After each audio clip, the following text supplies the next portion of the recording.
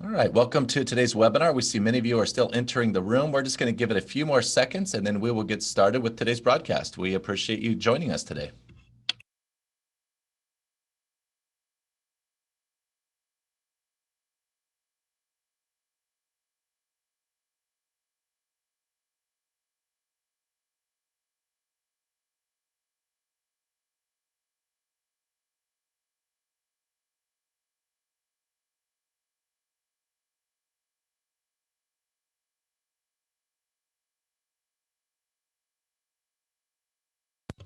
Okay, welcome to the Child Welfare Information Technology Systems Managers and Staff webinar series brought to you on behalf of the Health and Human Services Administration for Children and Families, Children's Bureau. My name is Phil Breitenbuscher, and I will be your webinar facilitator today. Today's discussion is entitled Child Welfare Software and Artifact Pool, or CSWAP, and the State Technology Profile. During this webinar, we will introduce the federal software and documentation repository called CSWAP. I'd like to now just go ahead and introduce our speakers for today. Our first speaker will be Geeta Manis. She's a federal analyst with the Division of State Systems. Next, you'll hear from Jordan Panning. He's a federal contract support, along with Nick Moser, also federal contract support, and then myself, Phil Breitenbuscher.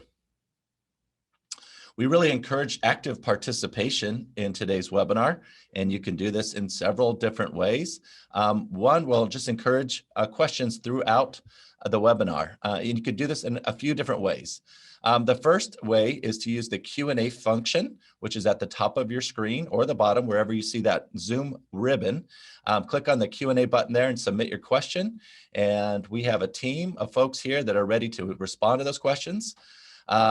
You can also ask a question by using the raise hand function. We will see that your hand is raised, and then we can unmute your line, whether that's on a phone or through your computer, and you can ask that question live. We'll pause several times throughout the webinar to take those questions. You can also submit questions if you like using the chat function. Our preference is to use the Q&A function, but we'll be monitoring chat as well. We also like you to participate throughout the webinar via the polling questions. There will be 2 polling questions during today's webinar, so we'd like for your engagement there. Any question that you submit can be asked to an individual panelist or for just general discussion. After today's webinar, you can continue to submit questions by emailing them to your federal analyst or to cwis.questions@acf.hhs.gov. Okay, let's look at the agenda for today. First, we will start with an overview of the regulations and background for CSWAP, and then we will transition over to an overview of CSWAP, State Technology Profiles, and the benefits of CSWAP. We will then cover access and security for CSWAP. We will also provide you with a demonstration of how to upload files, how to upload a zip file or mimicking a software package into CSWAP and filling out the State Technology Profile. And then finally, we will answer questions along the way and at the end of the webinar as well. All right. So let's go ahead and jump into our first polling question. So you should see the poll come up now. The question is, how comfortable are you using CSWAP? And this one, you can just pick one. The first option is it's easy to use. I'm very comfortable.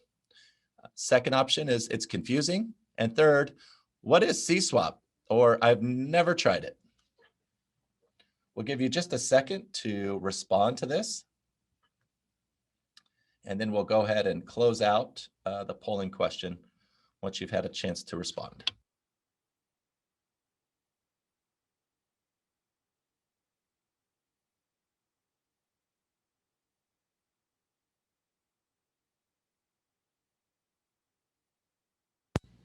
Okay, we're going to go ahead and close out that poll now.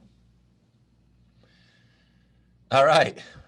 Well, definitely 86%. The majority is never tried it or not sure what CSWAP is actually. A few of you are saying it's confusing, about 5%, and then about 10% say it's pretty easy to use and you're very comfortable. All right, we appreciate you responding and engaging with us on that polling question. It's now my pleasure to introduce to you Geeta Manis. Geeta? Thank you, Phil. Can you all hear me okay first? Let's check that. Yeah, you sound great. Okay, thanks. So I would just like to talk to you about a little bit of dry material before we get into the exciting stuff that Jordan and Nick will do, which is regulations and background. For those of you that attended the webinar last month, we were talking about design requirements for new development in CCWIS implementations. And if you remember, part of that regulation for design requirements included a part about sharing and reuse, which is really the benefit of creating modules or having a modular development principle used in implementing your CCWIS systems. And that is something we can build on and sort of show you what we did on our end to promote that as well. So it's not just that we're requiring states to build modularly. We're also trying to do something to help you and the community. And I will begin with the first regulation, which is a CCWIS regulation, software provision requirement. And, you know, when I looked at this about 10 minutes ago, I was like, why is this confusing me? So I noticed a typo and I spoke to Phil and I said, please leave it in because I think it'll help me walk you through the regulation. So bear with me. For those of you who have been working with CCWIS and CCWIS and, you know, building systems, receiving federal funding from various programs, not just 4E, you are familiar with the US Code of Federal Regulations that governs all of our areas. So in particular, there's a piece called Title 45, which is for public welfare. And within that, it's broken into various parts, and numbers 1 through 200, which would include 95, govern Department of Health and Human Services in general, 1 through 200, and number 95 is actually about grants management, which is where you must be very familiar with any type of requirements like we have for software ownership, et cetera. So that's 95. And then within Title 45, there is another section in the 1300s, which is dedicated to ACF. And 1355 is ACF, or CB, basically, ACYF. So I will point out to you here, there's a typo. The software provision requirement that we're going to talk about here is a CCWIS requirement. It belongs within 1355, and that 95 should be struck out. So our requirement is 45 CFR 1355.52H. And the 1355, like I said, is where we have our CCWIS requirements from 51 through 59 within 1355. And 52 really talks about all the requirements that, that govern the project, the CCWIS project. So they're project requirements. And they have things like you're familiar with, you know, it has to meet the 3 E's, effective, economical, and efficient. Things like data quality requirements, submission requirements that include like an automated function checklist. So all of those are project requirements, and this is part of it, the H, which is us asking you to share your CCWIS modules that we know could be helpful through the community. Now, if you think about it, in the past CCWIS days, there was sharing. States would share with each other all the time, but when they had CCWIS implementations, they were monolithic. So what would end up happening is there might be a state that has a system that another state wants, and we call that a transfer system. And there would be conversations between, you know, the originating state and the transferred system. And oftentimes those conversations and connections were really through your systems integrators, the vendors. And with the our regulations for modular design and the ability with technology to be able to pick and choose modules that could be shared by different states, why not create a repository where all states could see all of the code that's shareable, and not just code, even documentation. Sometimes there's parts of APDs you might be willing to share with each other that you could upload. So we wanted to create a space for you and to promote that type of community and that type of sharing, and give you a broader net when you're looking for something, because then you could see everything shared from any state for any platform. And that was the reason we put this requirement in at the project level, because it's not just about the modular code and sharing design, modular code and the design requirement. It's about sharing your APDs. It's about sharing anything you want to share, anything you think would be useful for another state, so that we really do stop reinventing the wheel across 50 states. You will notice that that last piece of this sentence, upon request, is really important for you to understand. While we're saying we're not imposing this on you, we are going to say that as you work with your analysts and we find, like, you do have things that are shareable that may require a little bit of work to make sure they've been packaged properly so that they can be uploaded and understood by the consuming state. There might be that little bit of work, but in the end, it's good practice. It's good practice to share. And so we're not saying it's required. We are saying it's required upon request, and we will work with you. We won't blindside you. We'll talk to you.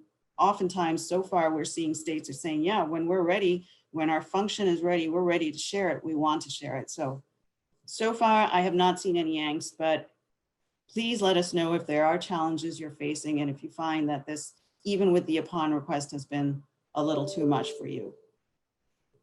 So next slide, please. Slide title reads, Software and Ownership Rights.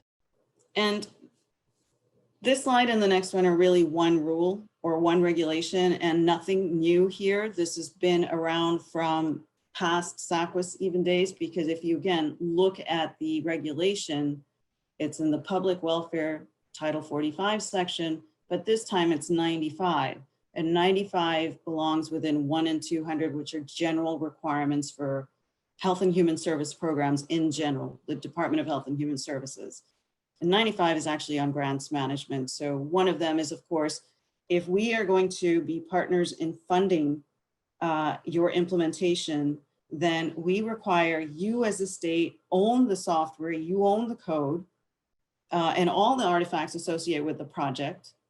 And Part B says, we, the federal government, have license to use, to reproduce, or to share it with other states. So in CCWIS days, this has happened before, where a lot of times, again, when it was a transfer system type of relationship, that was from state to state. We didn't get involved.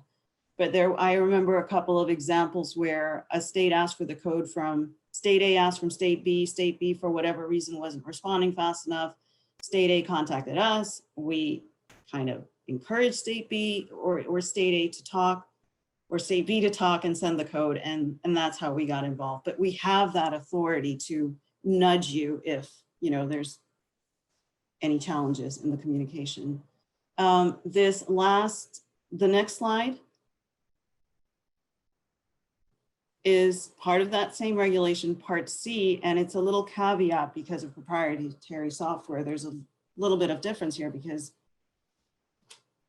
proprietary software, the company is not going to give us a code. So we understand that, and we're not asking for the code because when you purchase the product, you're really purchasing the licenses for use. So while we say you have to own the code and give us licensing to be able to access it, which is parts A and B, Part C says that piece is exempt if it's a COTS product. And there's a funny statement in here that I've always wondered about. That last sentence about FFP is not available for proprietary application software developed specifically for public assistance programs. You may be familiar if you have ever had to use a COTS waiver request to use a COTS product, because for some strange reason in all of the US Code of Federal Regulations, think of Department of Defense, they can go out and have a contract with Lockheed or Northrop Grumman and purchase COTS products galore, and they don't have this caveat. This only applies to us in Health and Human Services, which is why you kind of always end up having to use a COTS waiver request if you want to use it. But good news is with the waiver request, you are exempt from that last statement. So what I've described to you are our very dry federal regulations that govern this particular area that we're talking about today, the repository, why we have this requirement for a repository, what we're building for you, and why it's valuable for you to share and for us to also have ability to look at progress and what states are putting out there. And with that, can we go to the next slide? Before we have Jordan do the demo for you on CSWAP and go over it with you, I will pause here if we have any questions coming in.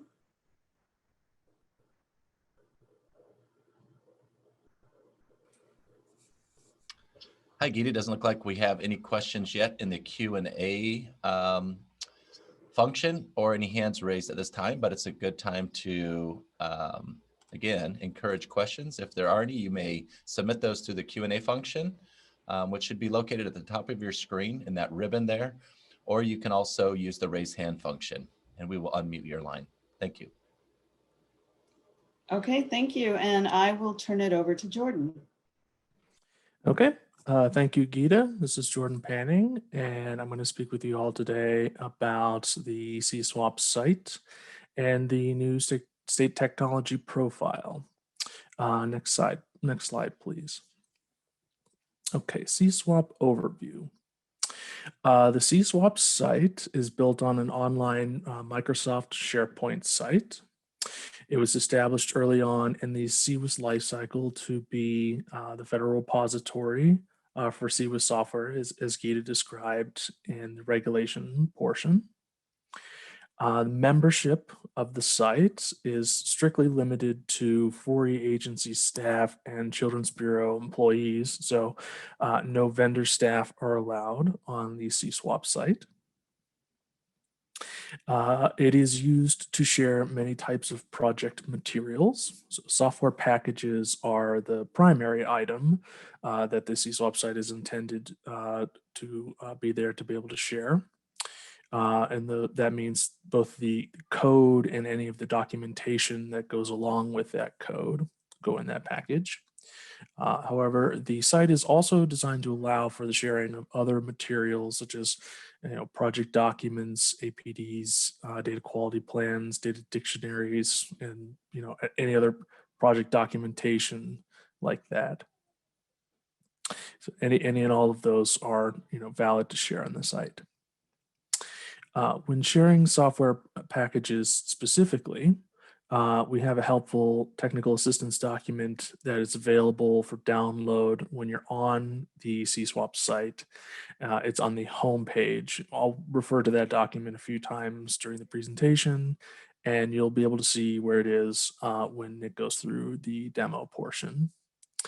Also in that same place, you'll see a little later on, there's a user guide that will help you just generally using the site.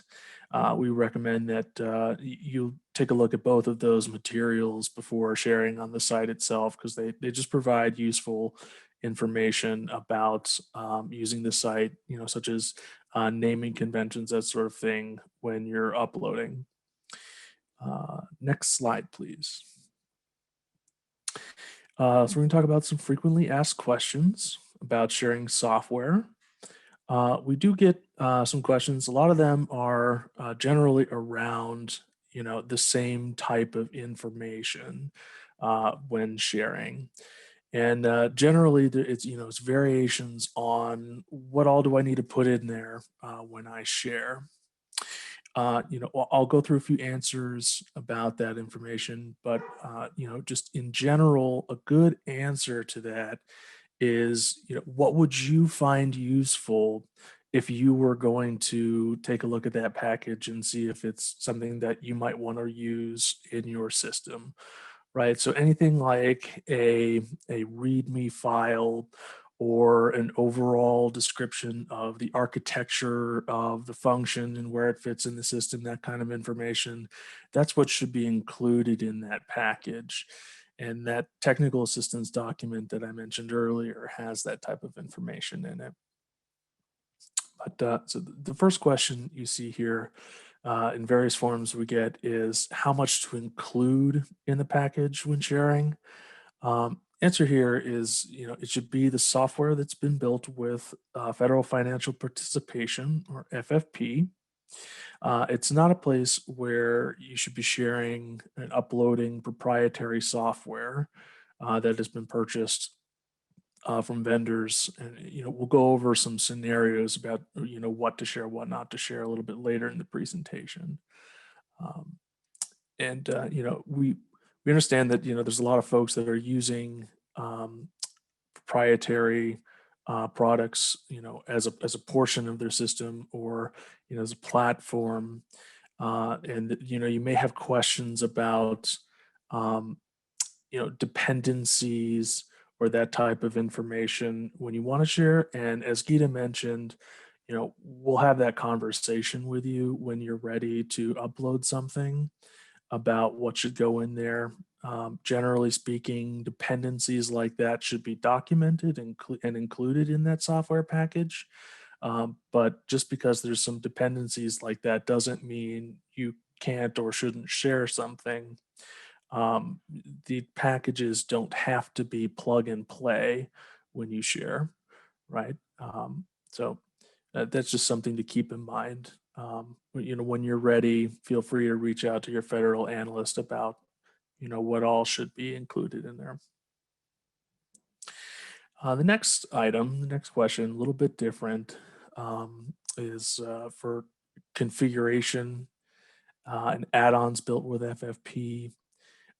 This can be the case when there's a COTS product or the agency built something on top of with FFP. Those configurations, those can be shared on the CSWAP site. We expect those to be of interest to folks that are also using the same underlying technology. And that's a little bit where that state technology profile will come in handy, because you'll be able to see who has those same underlying technologies. We'll get into that in a moment as well. We also get asked whether the package that is shared, if it's from scratch or configuration, if it should include a description of the dependencies and the status of the software, like versioning, that sort of thing.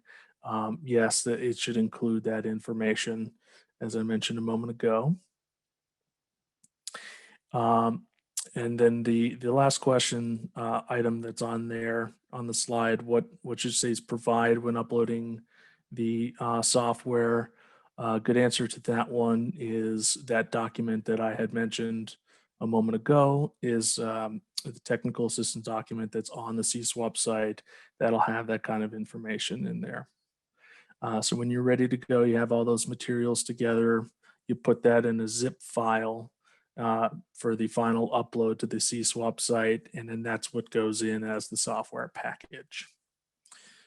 Okay, next slide, please. Okay, sharing software. On this slide, we'll briefly go into some scenarios, meaning different implementations of a CWIS and what should be shared on the site in a software package. First scenario is for agency-built software, meaning the agency built the entire CWIS from scratch. In this scenario, any of the automated functions from that system can be shared on the site. So that one's pretty cut and dry. The next scenario is where there's proprietary COTS software involved. In this scenario, the agency has procured a COTS product as the basis of their CWIS. In this scenario, that proprietary COTS software that was purchased should not be shared on the CSWAP site. But if the agency has built automated functions on top of that proprietary software, then those functions can be shared. And as I mentioned earlier, if you have questions about what can be shared, feel free to ask those questions of us, and we'll have that conversation with you. The next scenario is involving as a service technology, so similar to the COTS scenario. In this case, it can be anything like platform as a service, infrastructure as a service, software as a service, any of those type of as a service technologies. So much like COTS, if that software is proprietary, it should not be shared on the CSWAP site. But if an automated function is built using that technology, then that can be shared. The next scenario is in regards to configuration, meaning a COTS product has been acquired and configured to implement the CWIS. That configuration can be shared on the site, but not the COTS product. So similar vein to the other scenarios.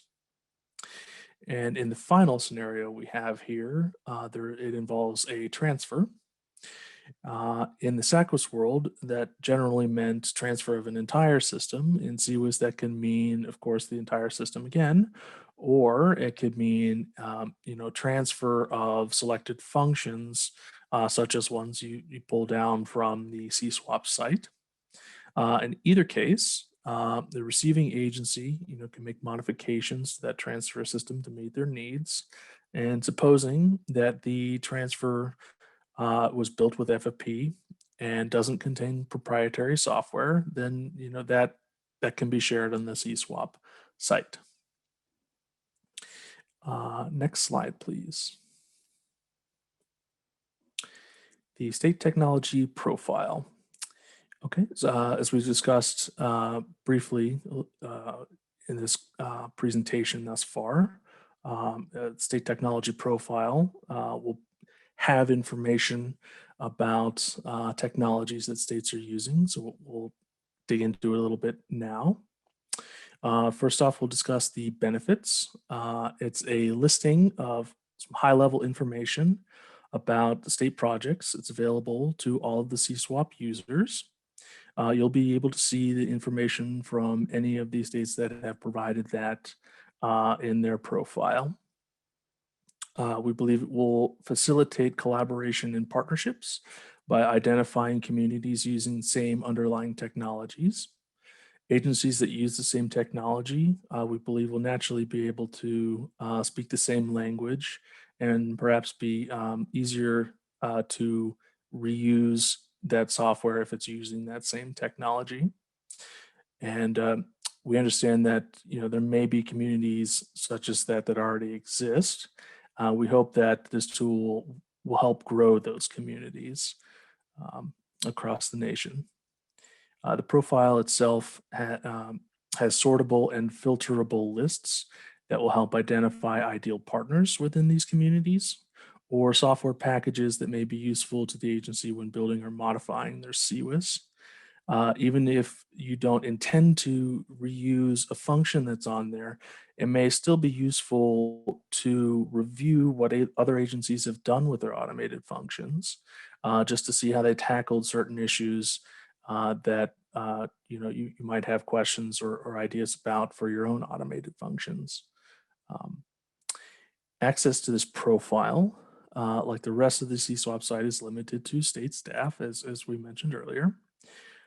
Contact information that's shared on this site will not be shared outside of this site. Completion of the profile is voluntary and takes no more than about 5 minutes to complete. We do sincerely hope that you all take the time to complete the profile. As the more agencies that choose to participate, the more useful the information will be to everyone.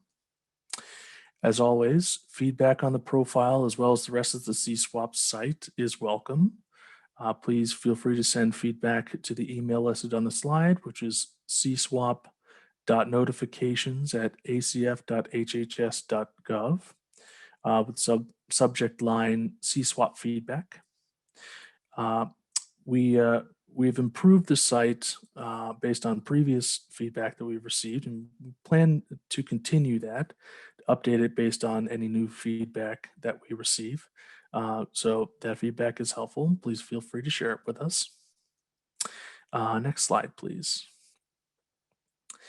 Benefits of CSWAP. Of course, a benefit to a benefit of CSWAP will be the new state technology profile.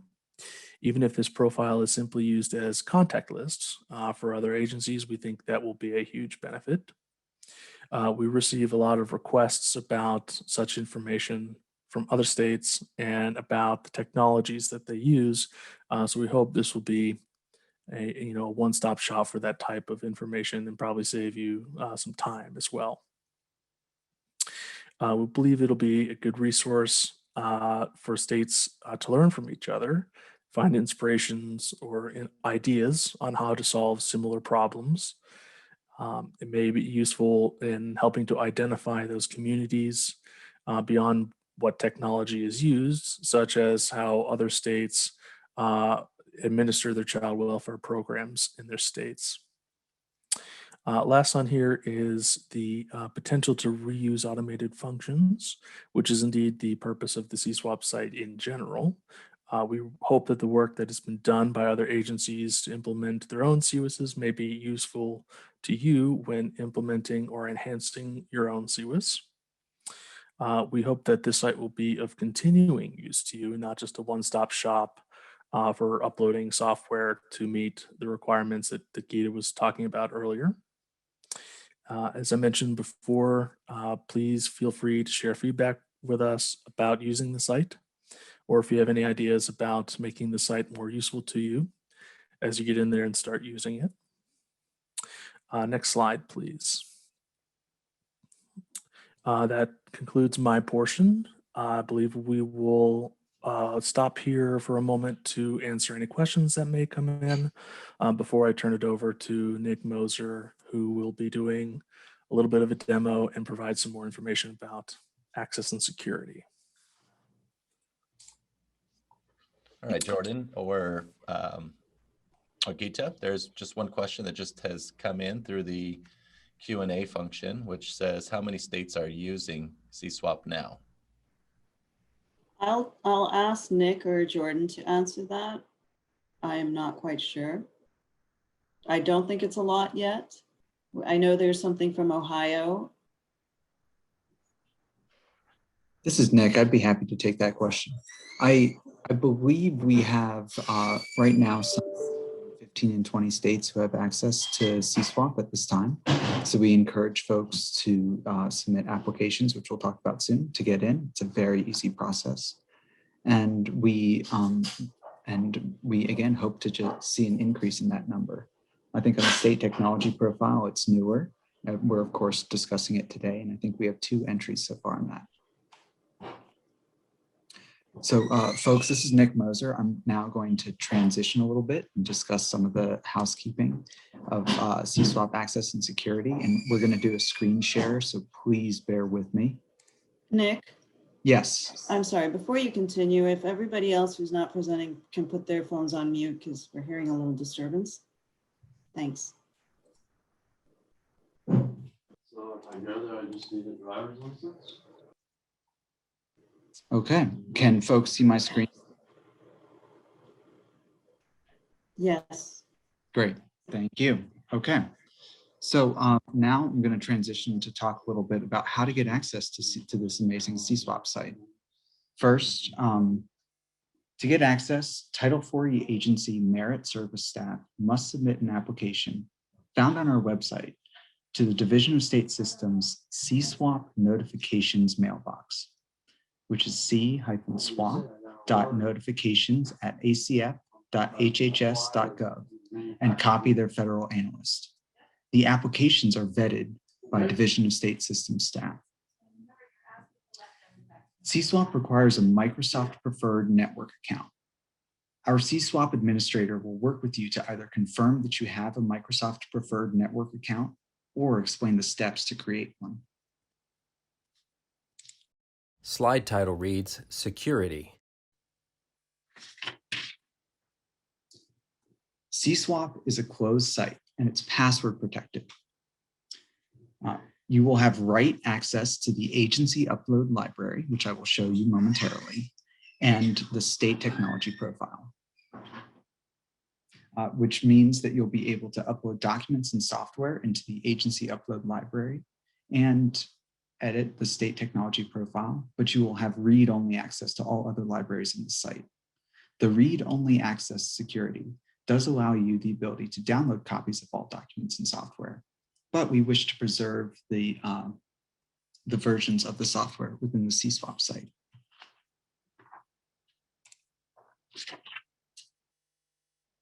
While I transition to the demo and change my screen, do we have any questions related to any of that stuff?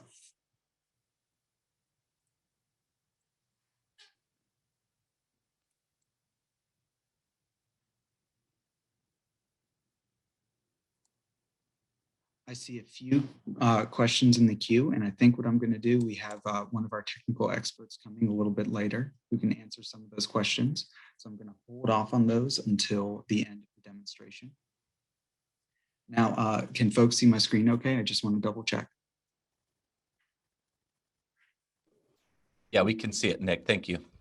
Great, thank you, Phil.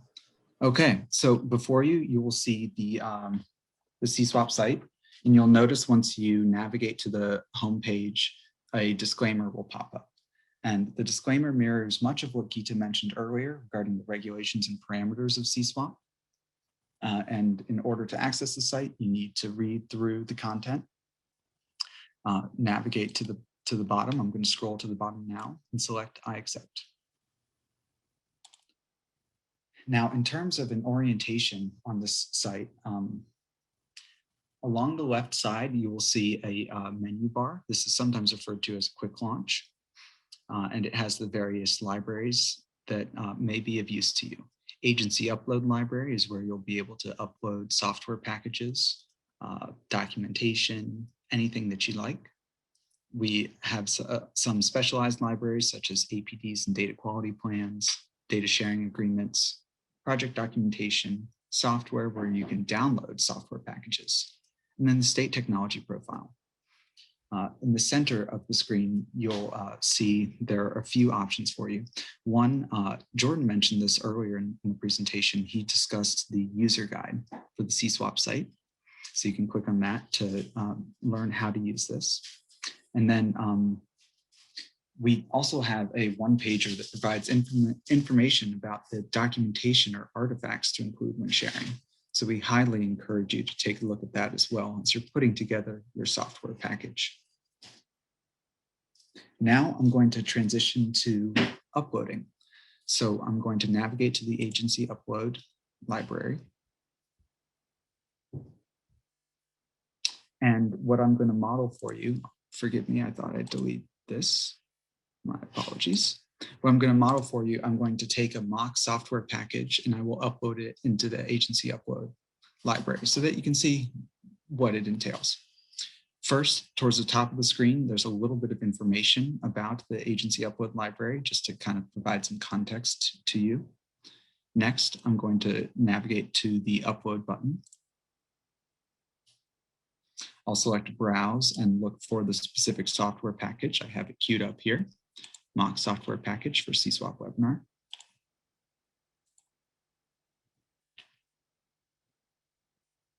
In here, you will have to select, fill out various information, metadata and properties that we use to help facilitate searches and make things easier for folks. So I'm going to very quickly select some fields, and then I will scroll down to the bottom, check it in, and we should see the package appear before us. There we go. Next, what I want to do is I want to demonstrate a bit about the search functionality. So I'm going to navigate up to where it says search this site. And one of the Title IV agencies that participates in the site agreed to let us use them as an example. So I'm going to type. Nick, I'm sorry, you're fading out. Oh, I'm sorry. Thank you so much, Geeta. There you are. Is that better? Yes. Great, thank you. Okay, I will increase the volume a little bit. The District of Columbia graciously agreed to allow us use them as an example in this when modeling the search capabilities. So I'm going to do that now. I believe the page is thinking, or perhaps it's frozen.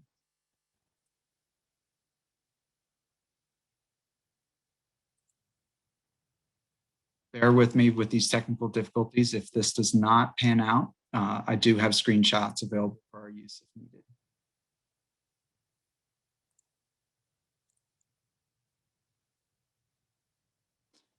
Thank goodness. So before you, you'll see on the screen the search results.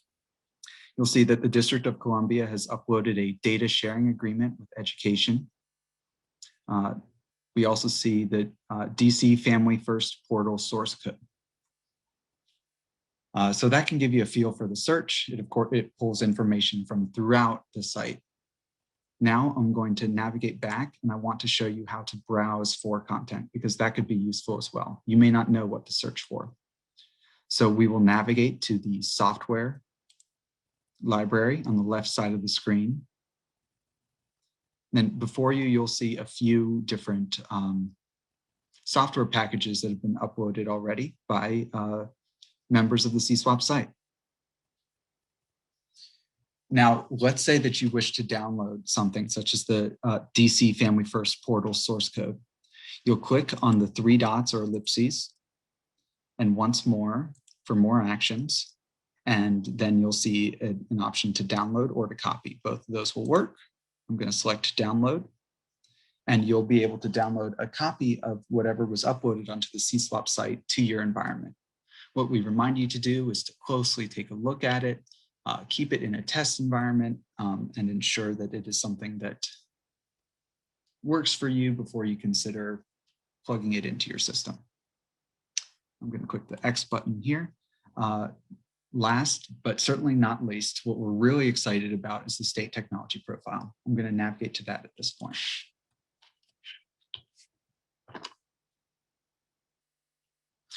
Up the top, you'll see some instructions for you about the state technology profile, provides a little bit of context as well, and a reminder to please keep contact information private. We want to preserve, we don't want to blow up anybody's email inboxes.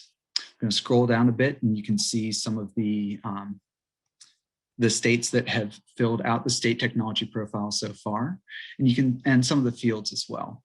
Now, Jordan mentioned earlier in the presentation that there is an ability to sort fields.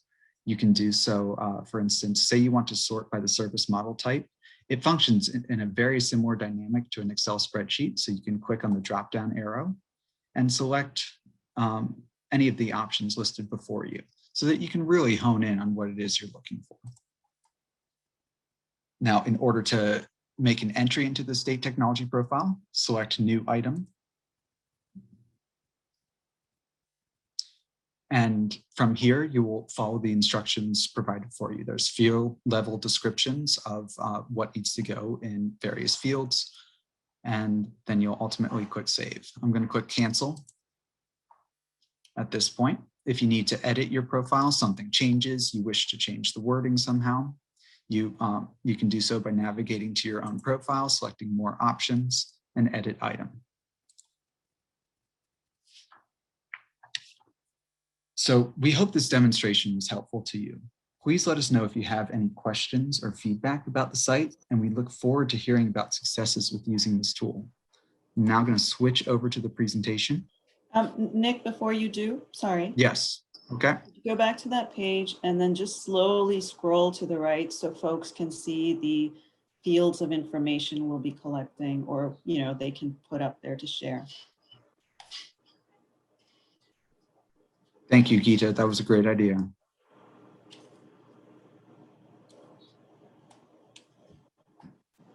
So there's contact information, some information about your technical architecture, other fields that allow folks to put in some additional information about the technology used in their implementation. Okay, yeah, and you can take it back. Thanks. Thank you.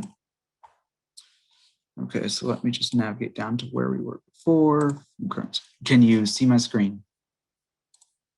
Yes, we can, Nick. Great, thank you. Okay, so one of the questions that we frequently hear when it comes to CSWAP is, are the software packages CWIS compliant? And the short answer is that they are not certified as CWIS compliant. The longer description of it is that every implementation of a specific piece of software is going to be different for each state. As we know, CWIS regulations, they're about whether the technology supports the program needs. And different states have different program needs. So therefore, there's no way that it could really achieve that CWIS compliance.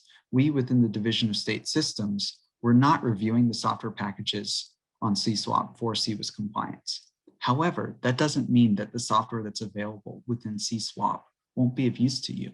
You can still see, just as Jordan was identifying, how other states tackled perhaps similar problems or challenges in the implementation of this software. With that, I'm going to transition to the next slide. And I believe, Phil, I'm queuing you up right now. Okay, thank you very much, Nick. Let's go ahead and ask, if I could ask you to engage in this next polling question. This will be our final polling question for today's webinar. The question asks, do you have any current challenges uploading an automated function or documentation? And in this one, you can check all that apply.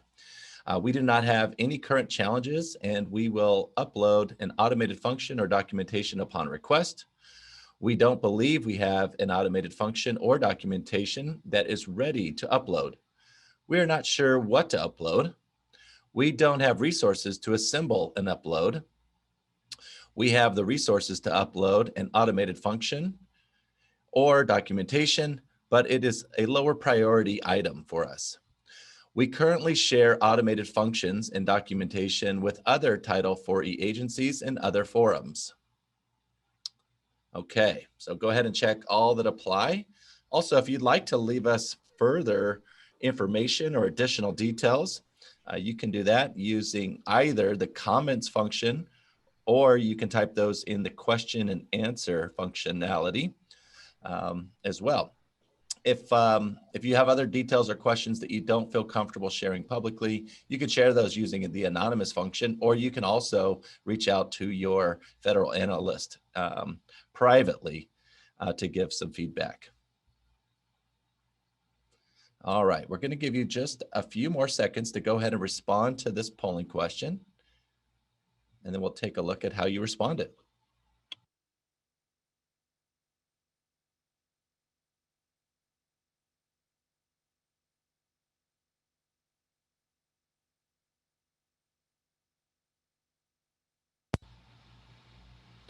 Okay, we're going to go ahead and close this out. All right. Okay, so it looks like the majority of you are not sure that you have an automated, or don't believe you have an automated function or documentation that's ready for upload. 63% of you responded in that manner. It looks like we had a total of 24 responses. About a quarter, or 21% of you, responded that you do not have any current challenges and will upload upon request. Another quarter, 29% of you, saying we are not sure what to upload. And also an additional 29% said we don't have resources to assemble and upload. And finally, about 4% of you said we have the resources to upload an automated function, but it's a lower priority.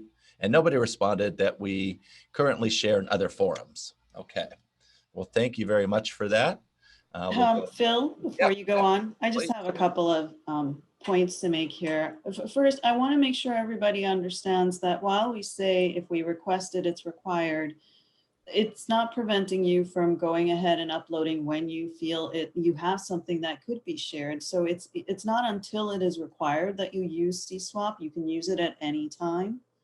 And also our vision was, the reason we said upon request was because we thought maybe upfront it would be a little bit, sticky and new, something new for states to have to do. They may not be comfortable. So we would sort of be doing that to create that environment where it was like, okay, a few start, then others will start, because that's what it'll take.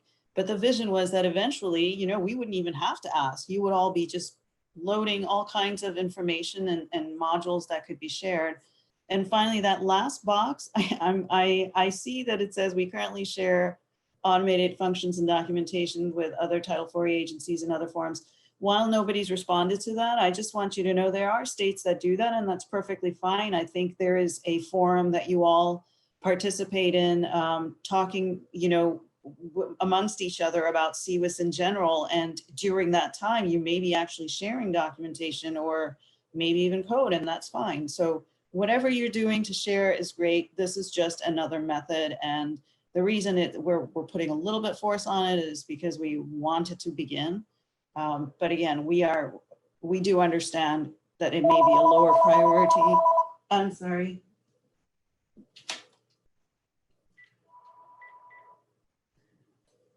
Landlines. So if it's a lower, if it is a lower priority, we do understand that, and you can talk to your federal analysts about it.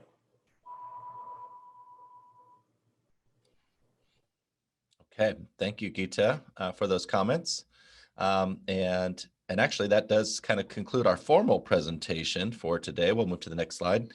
And now we'd like to just entertain questions and comments that you might have. Again, we'll remind you there's several ways to participate now.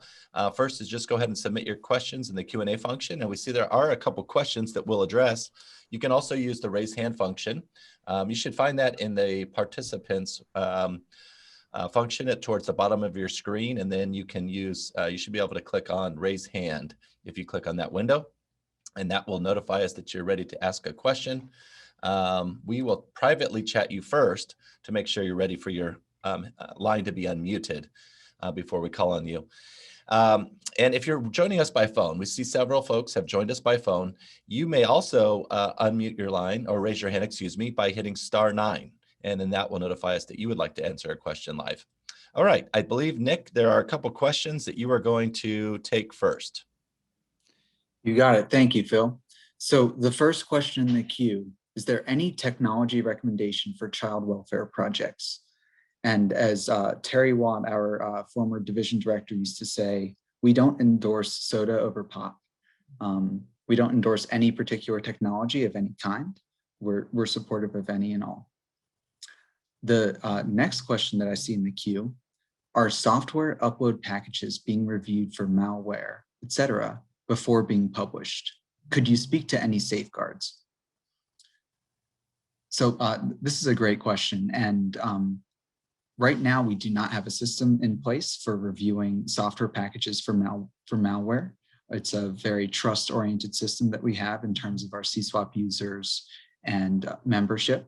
You'll notice within the CSWAP disclaimer, there's language in there that our attorneys suggested that we include to deal with any issues that may occur if, for instance, somebody downloads software and there is malware associated with it.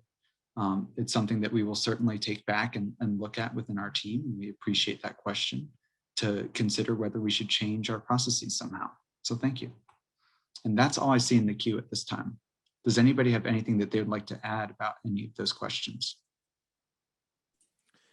This is Jordan. I would add just briefly that disclaimer that Nick mentioned, that was the pop-up item as Nick began the demo, and that's something that you'll see when you log into the CSWAP site.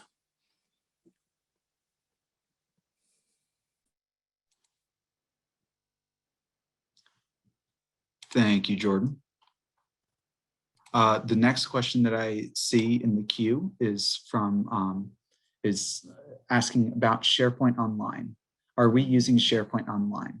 And as Jordan mentioned, the application that CSWAP is housed on is a SharePoint Online application. Yes, so thank you for that.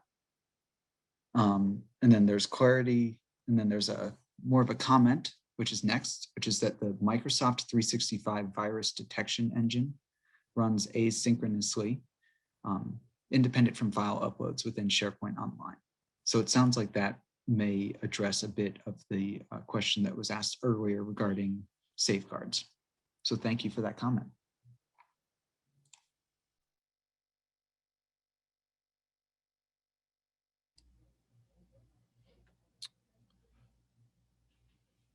All right, not seeing any further questions at this time. Again, we do encourage you to continue to submit questions either through this process, or you can also submit your questions after the webinar to your federal analyst or to our email address. All right, we'll go ahead and move forward with some final thoughts. So again, we just wanted to encourage you to complete your voluntary state technology profile within CSWAP, and Nick showed you what that looks like and the fields that that we'd like you to complete there. Again, it's voluntary, but we just want to encourage you to do that, and then go in there and just check it out. See what's available right now, because there's some really cool things. So we have the Family First portal from the District of Columbia. There's a Courts Memorandum of Understanding from Utah. There's a Genogram software package from Ohio, a NICE Exchange software package also from Ohio. So there's some things in there that may be worth checking out, and it may stimulate some ideas that you may have as well. Hey, Phil. Yeah. Sorry, one quick comment about the state technology profile. I see Walter's on, and I do want to just give a shout out to Connecticut and Walter, because he came to us with this, hey, what if you had a state technology profile up on CSWAP or made it available so we could all share our information? And so Walter, we're happy to say 2 years later, it's up and running. And thanks for the idea. No, that's perfect. Thank you, Gita. Does anyone else, any of our other panelists, have any final thoughts they'd like to share before we close up today's webinar?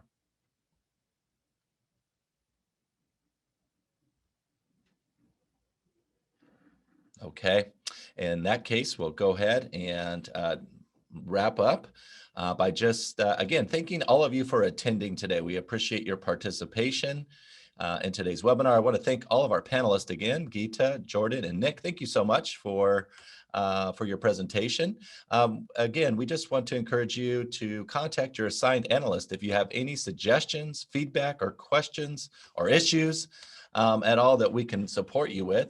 And of course, you can also email questions, or excuse me, if anything specifically regarding CSWAP, please use this email address, which is cswap.notifications@acf.hhs.gov. You can use that email address for specific questions or feedback regarding CSWAP. And with that, that will conclude today's webinar. Thank you again for participating.